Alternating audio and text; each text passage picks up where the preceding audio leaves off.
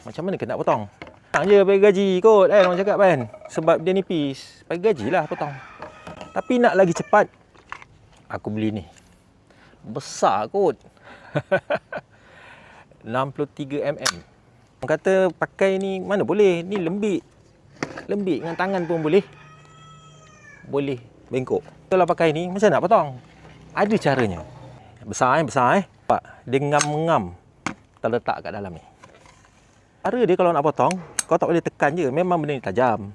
Tapi kalau kata kau tekan je, nampak? Dia bengkok. Bengkok jadi susah kita nak potong. Bila kalau kata sekalipun kita dah potong, benda ni, pipe ni, dia akan kemek. Kalau kata kita nak buat penyambungan agak leceh, dah kemek, nak masuk dekat soket-soket semua, leceh. Susah.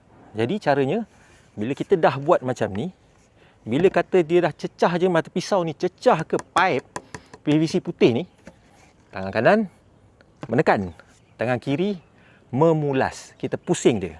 Tengok tengok tangan kiri aku pusing. Bila cecah dia kita start pusing lah. Yang ni start tekan perlahan. Pusing, nampak? Dah bertanda. Tekan lah. Kau tekan dia dah makan kan? Nampak? Dah terpotong dah ni. Tapi korang kena potong secara memusing. Ini terus tekan. Settle.